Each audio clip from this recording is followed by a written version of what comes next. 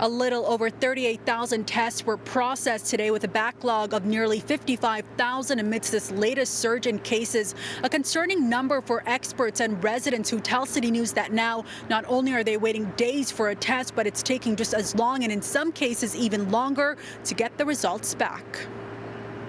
I'm hearing anywhere from 3 to 5 days to get results now. That's how long a Hamilton mom says she was told it would take to get her toddler's results back if she got tested again this week. Last week, it took 3 days to hear back after they waited hours in a lineup at an assessment center. The long wait times have impacted the family.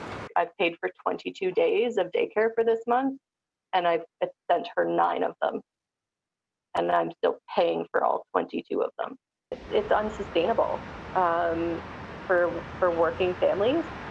I don't have unlimited sick days. As Ontario is continuing to see record number of cases, our backlog is just as historic, the highest this weekend, with over 68,000. One family doctor says it's concerning. We have at the same time kind of like an invisible lineup, a lineup of those tests that have been done but now are waiting to be processed at the labs. The province's goal is to ramp up testing to 50,000. As you're doing more testing, you also have to have increased lab capacity.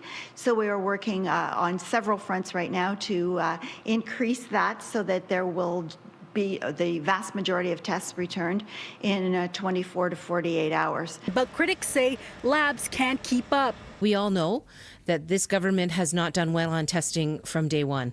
And here we are in the second wave of COVID-19, and we are still having problems. They're still having problems. Currently, response times for confirmed cases are increasing in Toronto, the epicenter of the second wave, with the city not meeting its daily goal and people waiting longer to hear back.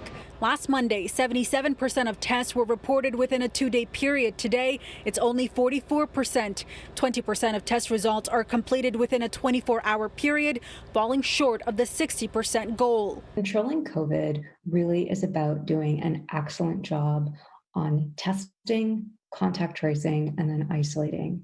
And when any of these three pieces starts to fall apart, our ability to contain COVID does. Dr. Kieran also adds that there needs to be more consistent data when it comes to contact tracing at a provincial level, how it's reported and measured. And with school back and this second wave, it may be necessary to roll back restrictions in order to catch up with the backlogs. Right now, what that probably means is going back in terms of our social restrictions and closing down bars or indoor dining or wedding venues, gyms, casinos, places that we know people are congregating indoors.